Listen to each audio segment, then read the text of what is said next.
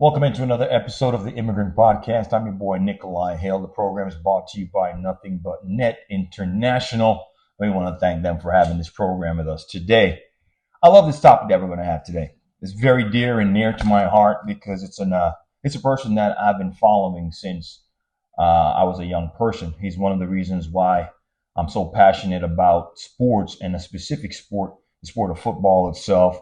Of course, I've played soccer and I've run track, but football is something I did in my previous youth, my life. I can't say previous life, and it's something that I wanted to do and was passionate about because of this specific individual. In 1989, when I signed the dotted line, it was strange. Those things changed for the better and for the worse. So I called my mama and she said, baby, must be the money. Yeah, yeah, yeah, yeah. Must be the money. Today we're going to talk about Coach Primetime, Coach Deion Sanders, the enigma himself, the mercurial figure he has been since he was a young man. And of course, when he ascended to stardom at Florida State University in the late 80s. A little background on Coach Prime. Of course, he was drafted in the late 1980s in the 1987 draft for the NFL to the Atlanta Falcons. He went on to play football for the San Francisco 49ers, the Dallas Cowboys, the Washington Redskins, and the Baltimore Ravens. The latter were in significant years. Of course, when you're older, you're still thinking that you can, do things that you did as a young person. But in football, those years in Washington and in Baltimore were a lot for Coach Prime. He made his name as a great player in Florida State when he was drafted by the Atlanta Falcons.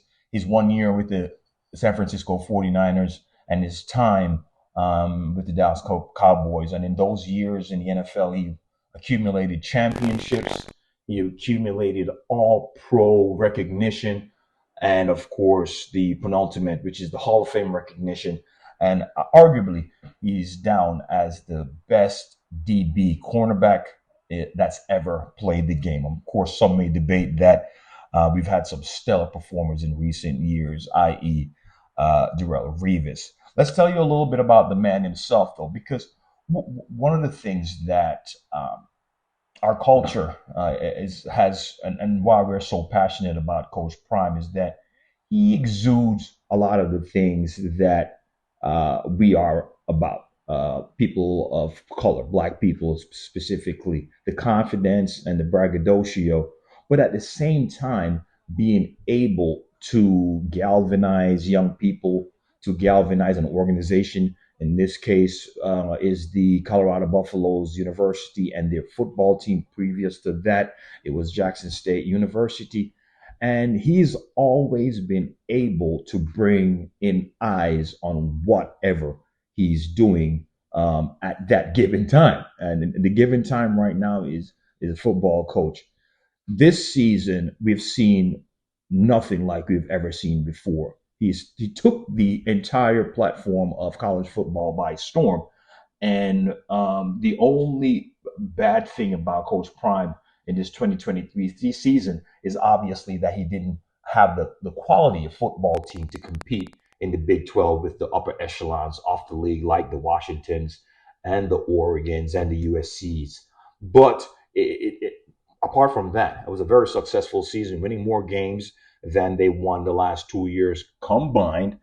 And even though they finished with a 6 or 7 game losing streak, the 4 games they won this season is a testament to what you can do if you get an opportunity. And that's the subject of the day, because we've gone through a long sports history here in America where people of color, black people, black men specifically, have not been given a leadership role when it comes to college football coaches, NFL head coaches, and other entities and organizations and companies of sports. But in this time now, because of the strides that the NBA has taken and the strides specifically the NFL has taken to subjugate and to cast discrimination when it comes to the hiring practices of these organizations. we have to commend them, specifically the NBA, of course. Before Adam Silver, the previous commissioner as well, David Stern did a great job of inclusion in recent past.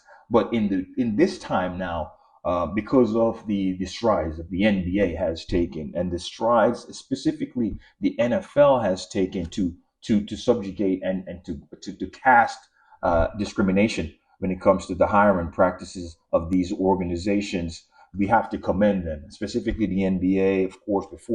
Before Adam Silver, the previous commissioner as well, David Stern did a great job of inclusion of African Americans specifically in the NBA, and we're seeing Roger Goodell do the same thing in the NFL. Coach Prime is one of these people. Because of Coach Prime and people like who've been successful, like himself and other guys that have worked Coach Tomlin with the Pittsburgh Steelers, we're going to see, and we're going to see, and we have seen more people get opportunities to coach football at the highest level. And we've got to say it with the NIL. That's of course the funding that youngsters can be given these days into the millions of dollars with the advent of NIL and all these things when it comes to the advertising and modernization and media coverage of football. It's a perfect time to get a coach like Prime Time who can use the media and use the media when it comes to recruiting players to be a part of his organization. Hopefully, going forward, we'll see more of this action when it comes to coaches being hired. Before we get out of here today, I just want to remind everybody that the coaching and firing and hiring practices in American sports are one of a kind. It's just nothing like it. This is the only country, first of all, on the entire planet where college sports generates so much for the colleges, for the youth who are playing sports, both male and female. And let's be honest, it generates millions and billions of dollars for the U.S. economy.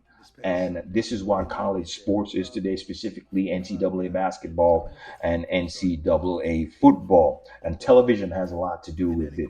The creativity that the NCAA, along with the organizations like the BCS and the tournament for the NCAA basketball, they've created something that is has galvanized everyone and made the viewership a must watch at specific times of the year. And that is an awesome. At this present time, I consider it to be awesome because finally the athletes themselves are beginning to be compensated for their hard work. And without the athletes, there wouldn't be a lot of this compensation. Which guys willing to give the athletes this compensation and their recognition? The aforementioned Coach Prime. We wish Coach Prime the best in the offseason. Of course, recruiting, getting not only skilled players, but the bigger players to combat on the offensive line and defensive line is going to be a big part of Coach Prime's offseason. We have to bring you that information today because a man of color has come in and galvanized the entire NCAA football community. And I can't lie to you, we're happy to see it. And we're hoping to see much more of that going forward. We'll talk a little bit more about Coach Prime in future episodes. We're hoping him lots of success in the upcoming season, which is, we still have a way to go, but recruiting is more important than that. And I would like for anybody out there who's has a passion for coaching, has a passion for the kids or the youth, to go out there and do your research and try to get involved. A lot of these instances, coaches do not get the returns that Coach Prime and Coach Saban does. You have to be lucky. Okay, you have to make your way. And education and opportunity that you take advantage of is also a part of this. But it's not too late to if you're in you're thinking of it. It's never too late to be a coach to contribute to a young person's life, like our beloved Coach Prime is doing with his kids in Colorado and at the University of Colorado Buffaloes. It's been a pleasure having you today. Until next time, take it easy.